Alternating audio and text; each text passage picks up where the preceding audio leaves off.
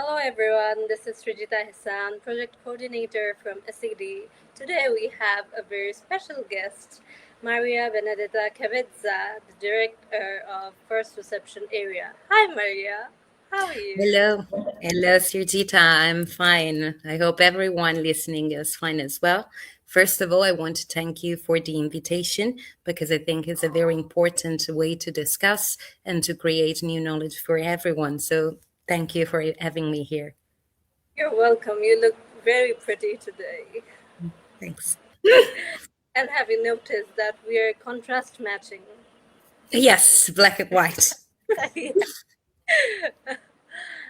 Maria, so could you kindly provide a little introduction about you? Yes. So I'm here as, first reception area coordinator for a cooperative named Mondo Donna Onlus. We work mainly in one of the north and center region in Italy, which is named Emilia-Romagna, but we are starting to implement services all over Italy. I'm here because I hope to share some lessons, guidance to students based on my field of work, which is humanitarian aid work that I've done in a span over 10 years in Italy, mostly, but also in Greece, and we are going to see in other parts of the world. My idea is that usually a career is not always linear, as I put in the quotation, but is something that grows constantly and depending on the opportunities that life is going to offer us, but especially through values and a field experience in a way of continuous, let's say, learning that is going to keep us in practice and also open up our minds. I'm going to review a bit my academic background to give a little bit of perspective. So I started here in Bologna with a bachelor in international relations. In Italy, usually it takes 3 years, so I was on time. Then I decided, because my idea was to have a vertical understanding of how states behave, to go and do a Master of Arts in Security Diplomacy at the Tel Aviv University in Israel. So there I learned national security, diplomatic ties all over the world. Then I decided to go, but I'm not going to spoiler anything, to have some field experiences to understand where I wanted to lead my professional but also academic career, because at that time I had in mind to do a PhD. And so I moved back to Italy after a couple of experiences abroad, and I decided to undertake an advanced master in international cooperation and human rights. So mainly focusing on migration, development, human rights, project cycle management in Europe or on a national level. Then I moved to work again, but I still keep myself in practice through continuous learning, self learning, so teaching myself new skills or keeping myself updated, especially in this, contemporary polycrisis world.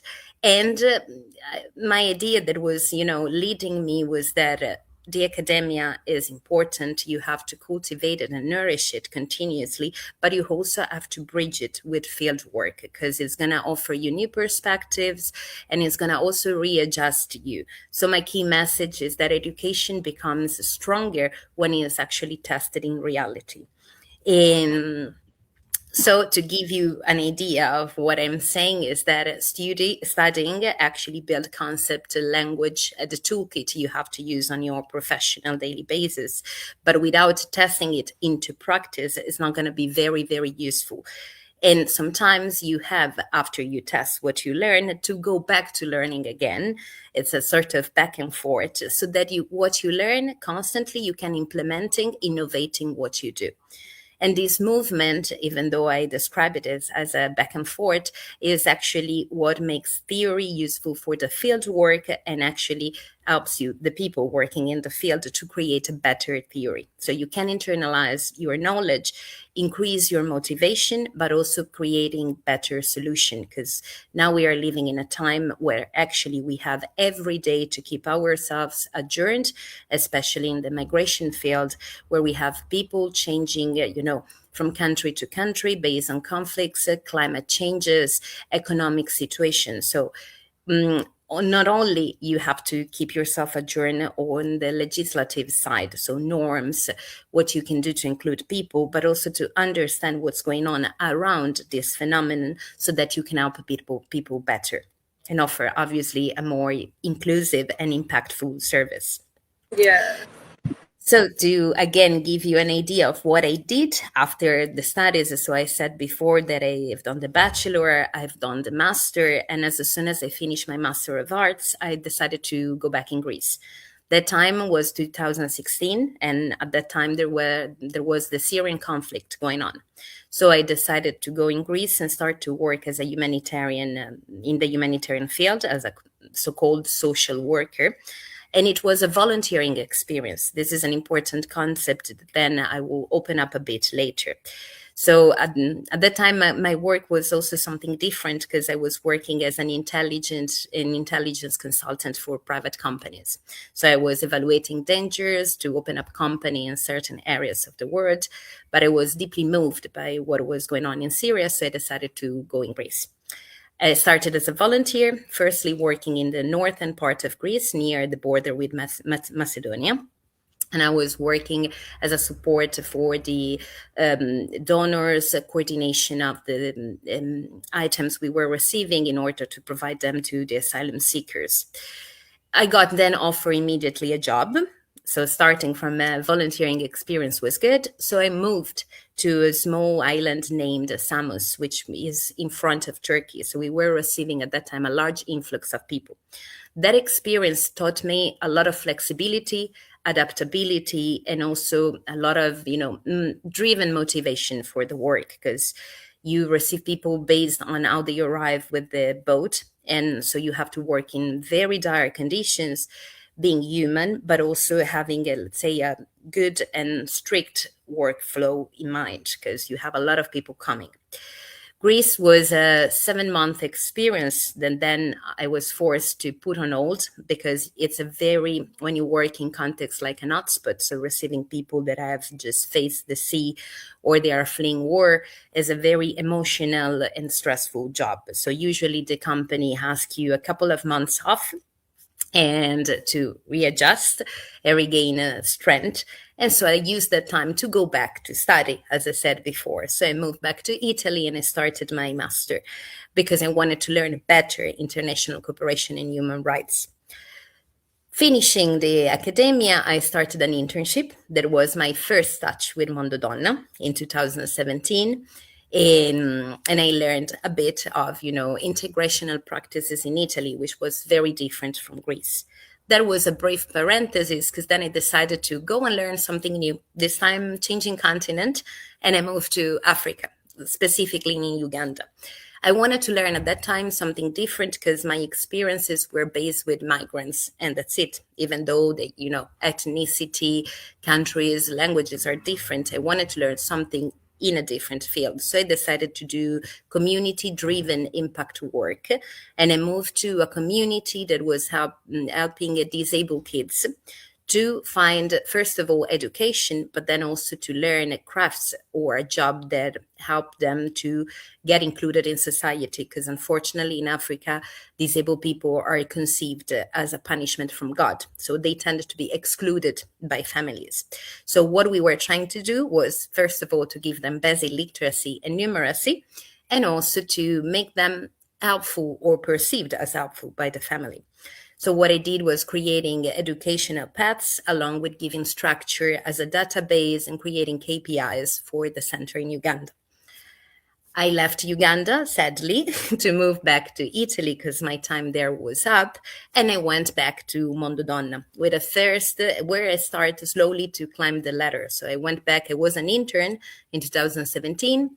And I slowly moved to be first a social operator, so working day to day, understanding the needs of migrants, of the system, how to include them, from learning the language, finding a job, and also basically in the first moments in the reception center, figure out their health, so taking care of it.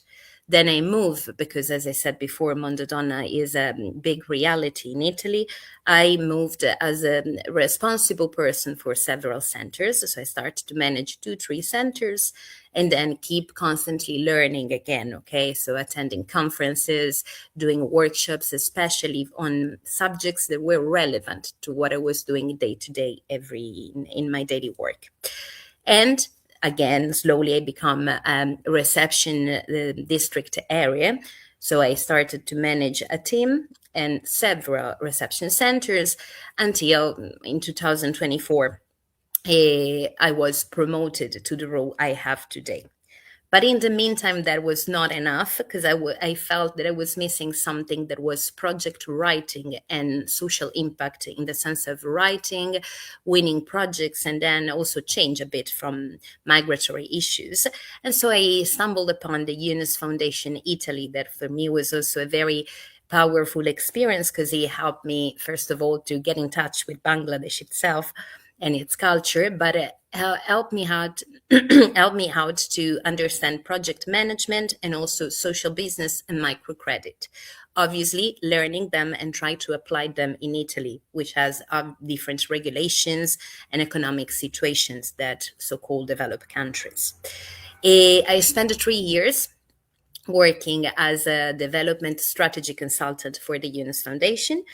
But at a certain point, unfortunately, this January, I had to halt that job because it was becoming very, very demanding. And at the same time, I was holding my actual position as a first reception area coordinator. So I direct nowadays a big team and also several centers all over Italy. So it required me a bit of traveling and also a lot of, time. So I just explained to you this professional journey because what I wanted to show you is that, first of all, I didn't start always with a leadership position. I initially accept the Yunus Foundation either as a volunteer or as an intern, slowly trying to build experience, knowledge, but especially asking with a little bit of humility to the people I was working with to teach me more. Because leadership is not something that you can learn out of a book, but it's something that you have to learn shoulder to shoulder with the people that are practicing every day and changing different fields, not only in terms of countries, but also in terms of the work you do, help me to understand, let's say, all the aspects from working with the people to manage the team, but also to find funds or donors to create better projects. So why I stress so much on the internships and volunteering experience, especially internationally? For 2 main reasons. First of all, I show you the place that had a very impactful and important meaning for me. So it was Greece initially that learned me refugee camp settings, but also to work in a very emergency context. So people arriving, as I said, flexibility, a lot of intercultural communication, tolerance for uncertainty, because obviously, you don't know when you start your job, you don't know when your shift is going to be over because you have to help people and you cannot Yeah. put them on hold, obviously. And Uganda taught me to work with a community very different, and especially with a different focus on helping people. So it grounded me to the grassroots of work. And Italy instead it was like obviously coming home. So with my mother tongue and a lot of, easiness in certain aspects of my work, but also give me a lot of structure. Because what was different from the 2 previous experience is that here we have a strong immigration system with a lot of laws, limitations, and regulations. So I learned to put in practice what I learned, sorry for the game of words, in a different context with a more rigid approach. But by practicing all of these different contexts, I learned different rhythms, opportunity constraints, and way of working. Because at least when I was abroad, I was working with an international team, so people coming from all over the world. So that helps you to adapt, to find a way of listening in a proper way and to respond to the needs of the people. So the advice that I feel to leave here to the students and the listener here is that each small experience, an internship, an opportunity abroad is something to open up your mind and especially broaden your toolkit. That is something that you are gonna, bring with you in life. And also international experiences are, especially in certain countries and professions, are deemed crucial. So if you have the chance, jump on one of these opportunities. What I'm doing now, I mentioned it before, but to give you an idea, managing and directing the reception area means that I lead all the services for migrants, if they are economic or for other reasons, or international asylum seekers. So I have under my management 17 different reception centers of different dimensions for a total of almost 650 migrants from all over the world, all over Emilia Romagna and other countries, other regions in Italy. I have a team of almost 40 people of different levels and expertise. So I have people coming from, let's say, socio-education, psychologists, I have the anthropologists. Also, I have people with any academic background. So I have to learn how to dialogue and make all these professionals work them together.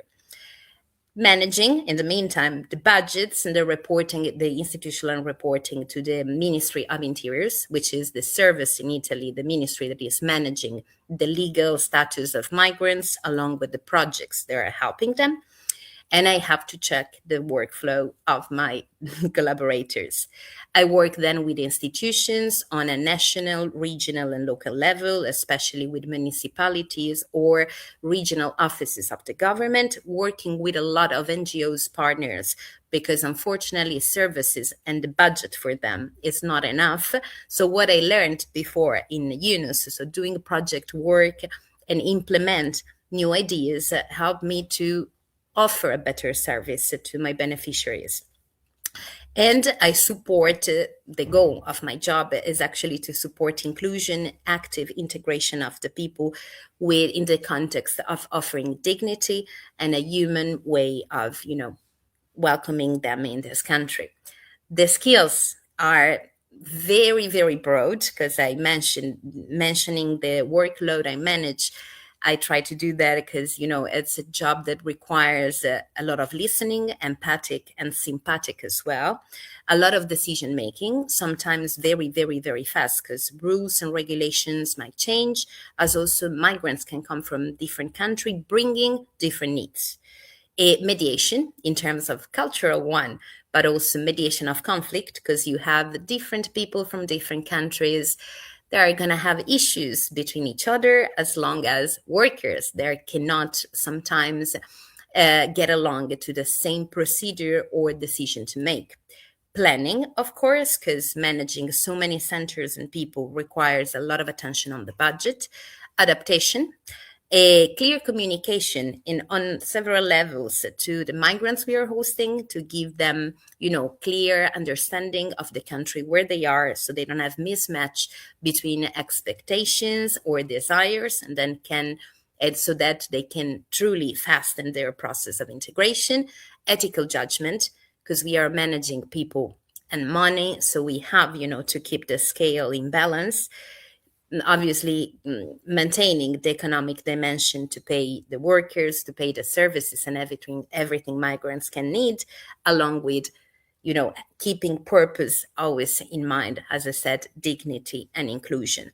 And then the most important, and this is something you cannot learn from any textbook, which is calm under pressure, because you have an environment, especially, as I said before, of a polycrisis like today. So you have to constantly change. People are bringing new demands and requests. You have the pressure from, the government, the pressure from your board of directors, as well as the pressure coming from the bottom of the beneficiaries and the people you are hosting and managing.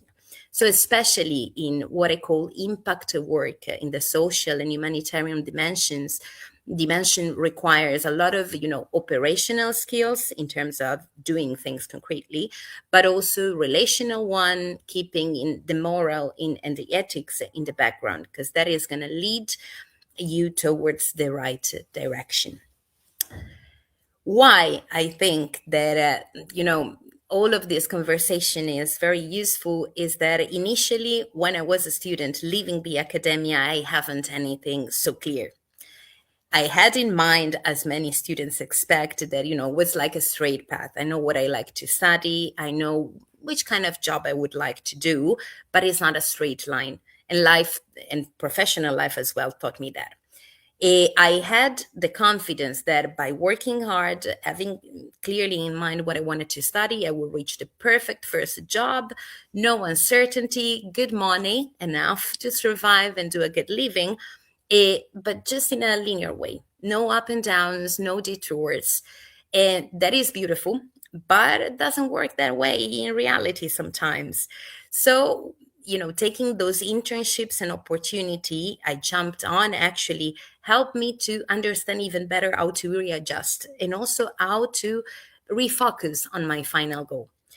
Then, what I kept always in mind, though, as a student, as I still believe today, is that you have to understand where your set of skills has to go, at least that. So, in my case, for example, as I said before, I wanted to study how a state thinks ethically on economic and governmental level.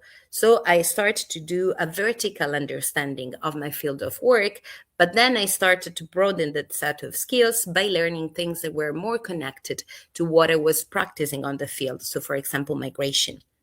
And then I try always to keep in mind that education is not something per se for the sake of it, but is something that has to connect, that has to help you to connect details into the broader picture. So sometimes, even though I kept in mind my academia background and desires, I let the experience clarify my ideas a bit. So I played it, as British people will say, by ear. So following the opportunities and then readjusting it and perfecting step by step. The advice here is to always keep in mind your long term goal. Sometimes you might have a detour, but keeping where you would like to reach is crucial to direct your path, even though sometimes you have to do a little bit of back and forth. So the advice, I have five very small ones. They are to stay always curious and not rigid. So curious to the opportunities that your professional life and academia may offer you. Trying to not have a definition of who you are, who you want to be professionally, but to readjust after every step. Because each step, irrespectively, brings you closer to your long term goal, if you at least are true to what is your long term goal is. Taking the real world opportunities seriously, in the sense that even if it's a small opportunity of a 1 month internship, I don't know, a field work visit in another university, if you can, jump on it because it's going to be good to invest in relationship and mentors. Getting new connections, they are going to be useful in that specific moment of your life, but also later on. What I learned that is very beautiful also on a human level is that some of the people I work in Grace with, that work in Uganda at that time, are still people that sometimes I can knock at their doors to have an exchange of opinions, practices, what is working for them, what is not working for me, as well as they help me to find new opportunities. By visiting other universities or going to conferences, I ended up, I don't know, writing a paper or presenting a research or my field work to another university. So do it because the network will help you out to grow, but also to find sometimes a real job or new opportunities that are going to enrich you. Keep learning because not only in my job, but in my job is crucial, but I guess almost now in every field of work, you must keep learning and understand what's going on. Keep yourself adjourned. Sometimes it's very difficult, and I said it out of experience, to keep learning while you work, especially because if you work a lot of hours at the end in the morning or at the end of the day, you are kind of drained or tired to, go back to study. In that case, do it, I don't know, read, give yourself a target. I don't know, I have the target of reading at least 2 new researches every week. When I'm too tired, I don't know, it's going to be a video, it's going to be a podcast, something that is not too demanding, but keeps my brain working. because bit by bit is like a puzzle. Sometimes you don't have the right piece in that day, but it's going to be sometimes later on useful. And choose, and this is very important for the younger generation, choose what defines you. Choose a job and a profession that is going to help you to stick to it, or at least its values or competencies are something that is going to be true to you, especially because the long run, as I call it, is the most difficult one. If you don't have the devotion or the motivation drive, you cannot go on, especially in humanitarian work, which is very demanding, as I said, on a human level. So finding what is helping you to go through the day, to go to every day to your job and do it nicely, that is the consistency and the motivation that is going to help you through, which is crucial. I have an experience nowadays that is very relevant. So I have a lot of Gen Z workers now. They are coming to do humanitarian field work. They come with a lot of drive and motivation, which is amazing, but they cannot last. And they cannot, because they do not want to last, because they have this idea, for example, of helping people that is correct on the surface, but they cannot reconcile it with some limitations or norms. And so in that case, the moral injury in the professional jargon is too much to be reconciled. So they prefer to leave, even if they don't want it. So we have a lot of interviews and conversations to understand why they are not happy, what we can do. And at the end, the answer is always the same. I need something that motivates me and respect my values. Otherwise, I cannot go on. And so this is something that all students and people that are going to get into the job market have to, first of all, ask themselves this question. What is going to be, for me, unnegotiable? What are my values that I'm not going to change? I'm not going to bend, so that I can keep working meaningfully for me and for the society or the collectiveness I have to promote an impact for. So this is a question that you have to ask yourself at the beginning of your career. But after 10 years, I still ask myself constantly this question. And for example, now, after a couple of years managing the sector I'm managing, I'm asking myself the question, am I still useful for the cooperative? I'm still useful for the community? Yes. I don't feel that conviction I had in the beginning. So I'm readjusting, for example, in adding another project for myself, which is to, I don't know, open up a co-housing for people that cannot find a proper shelter or house in the market, because I need to add to what I do another value that is for me like a boost, let's say. So writing a new project, try to implement it in that case for especially an area that for me is very close to my heart. So offer decent and proper housing is leading me to keep the job I have, but in the meantime have another side activity that is going to give me a lot of motivation to it. So everything to say that is not a constant positive linear way, but is a constant conversation with what you do, your values and your motivations. So this is the best advice that I can give. So you don't need to have everything cleared out and figured out from the beginning. The matter is to be serious, passionate about what you do, open, and especially in my field, having humanity at the center of it. I work to be human, to help humans. So I don't never ever in life to lose that focus, because I need to have it to create a dignified way of living. And so do a social impact that is going to be very, very helpful.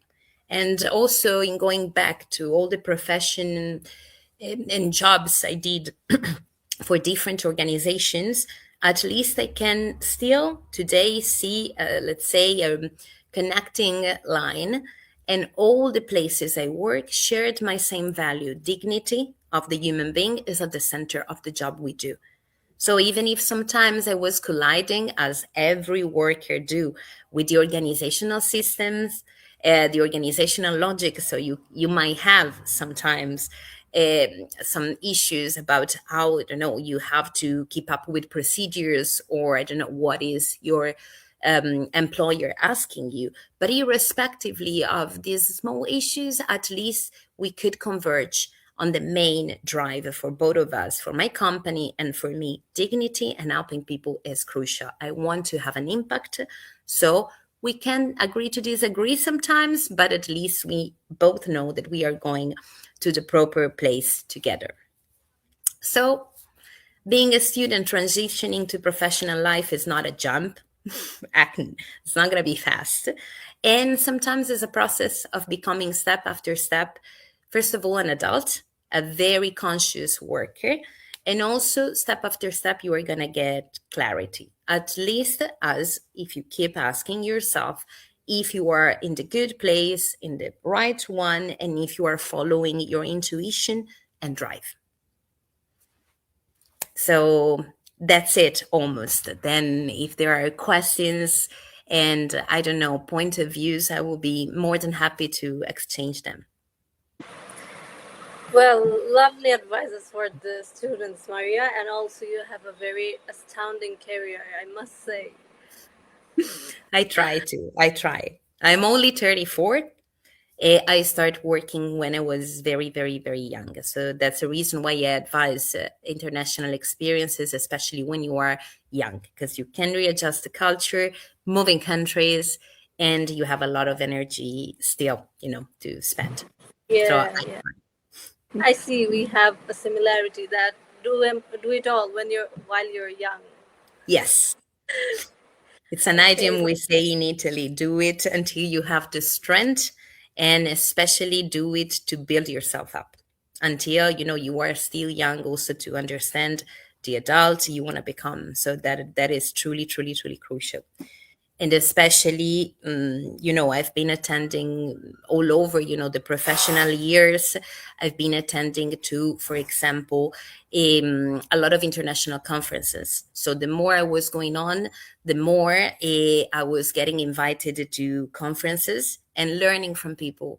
And that was very, very helpful because it kept me researching, and also to still get in touch with people that can invite me to other opportunities about learning, writing, or even more. Okay, Maria. So I have a very important question for you, which is like, which financial skills should the students practice from their early life? So I my idea, because Italy, but most of the country, usually they offer you scholarships. So I always believed in taking good grades and having a good GPA, because that was opening me up another opportunity. So the opportunity to reach a scholarship. That money, I tended to use it, obviously, to buy books, pay university fees, but to keep a small portion of it, because you sometimes, at least in Italy, you are allowed to finance these small experiences. So, for example, after I finished the bachelor, I got a prize for the thesis, and I could spend it to pay for the master. And also, I kept aside to go and do the volunteering experience in Greece. Obviously, in that case, my time being was okay, with the money I have, I can stay only 1 month.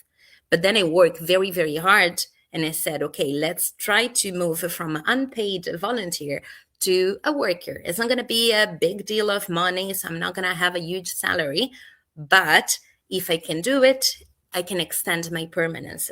So studying hard, so I said it before, working hard in general gives you an extra, let's say, opportunity. So I took it every time, saving, let's say, in the case of Greece, but because I'm a European, so flights, for example, from Italy to Greece are not very expensive, but I booked them in advance. I found the opportunity for volunteering in advance so that I can plan financially all the trip, let's say, but also to start understanding how long I could stay, what I could afford. And for example, these kind of opportunities, volunteering in humanitarian contests, the positive side is that at least the international organization that is hosting you is paying for the house and it's paying a little bit of pocket money to you to survive, to buy, groceries, or to have a little bit of extra activity. So with my small money, let's say from, finishing the bachelor and going to Greece, helped me to survive 1 month, with a lot of dignity. And then I transformed that experience immediately into a job, got money, and so I could survive easily. And I put also some money aside because they were offering me the accommodation. So also look for the opportunity that is not going to be a disbursement for you, but it's going to be, let's say, it's going to require you a small startup capital, and then it's going to give you a return. So always jump into the occasion, but try to understand the portfolio of options you have before jumping into that occasion. But scholarships or paid field visits are, a great experience. Still today, if I have to go to a conference, or I have to promote myself for a conference, for a new paper I want to present, I start to be money wise and also check opportunities. I say it without shame. They are going to, pay me at least for the travel or the accommodation. Sometimes I do it using my own money, but I try obviously to balance, the income and the out of the expenses. Yeah, that's right. And sponsorships always helps. And for the students, it's very important. Yes, and there are also a lot of opportunity about paid internships, especially in the humanitarian aid sector is very, very, very common, because again it's a very demanding job, and it usually, especially nowadays, given the influx of people, irrespectively Italy, Greece, North Africa, even Albania, there is huge need of workforce. And so sometimes, especially to attract workers and especially young people, they tend to offer paid internships. They are not going to last a lot, 1 month, 2 months, just to, preserve you from burnout or other experiences you might have by working in such conditions. And, it's a good way to start, because at least if you enter one of those non-governmental or international organizations by one of those paid internship, you can slowly, you enter into a circuit where workers, I don't want to say that we are always the same people, because that's not true, but you get in touch with other people, friends of friends, colleagues, and then, they help you. You can start, as I did, with an organization in the UK. And then, after doing those 2 months, they present me to another organization that was Greek. And so they told me, we can offer you better condition. You want to try a new experience? And I was there like, okay, let's do it. So it's, you always have, as I said, to be open to opportunities. Yeah, right. Okay, so I'm very interested to know that what collaboration opportunity does Italy provide for the students? So it depends on the country you are coming from, but we have European programs for obviously European people coming from all over Europe, north, south, east, or west, as long as international opportunities for students coming from abroad. Obviously, in the case, for example, of the people of Bangladesh, it's important to constantly check the website of the Italian embassy, and as well as the website of the Chamber of Commerce between Italy and Bangladesh, because you have the issue of visa, obviously coming from another state. But if you sort that out, especially asking, because I've been when I was in Dhaka to the embassy to understand how to promote these opportunities, if you ask in advance, they are also the one that can put you in touch with university here. Especially we have in the University of Bologna, which has been my alma mater for almost, let's say, half of my academic life. We have programs targeting people and students coming from the Southeast Asia. Obviously in political science, international relations, each field actually. You have to apply the 2 years in advance. That is the reason why keeping in mind the long-term goal is crucial. You do a couple of interviews, you have to present an idea of research or what you would like to focus on your studies. And then you have either fully funded scholarships, or based on the income of your family, of if you have a job, you are going to have, let's say, a proportionate university and academic fee. But we are Okay. very, very, very active on this. Yeah, I can that. Okay, Maria, it was lovely having you on board. Hope Thank you to very have you, much. hope to have you again I on the hope so. SED. Yeah, And I hope to come back very soon to Bangladesh for, I don't know, perhaps the next Social Business Day or again, because I actually love the country. It has been at that time three very, very enriching, nice weeks. And for example, I met a lot of people I still talk today. And we are exchanging opportunities for a business or at least things that can promote each other in the respective countries. So use LinkedIn. If you have any further question, reach me out through, the channel, to the profile page. And I hope to talk to you again. I don't know, perhaps coming to do an experience in Bangladesh again. yeah. Then I'll see you on Your Bangladesh. trust. I hope so to come to visit you at SAD. Thank you again. Have a nice day. Thank you, Maria. Bye. Hoping for your quick recovery. Bye. Bye. Thank you.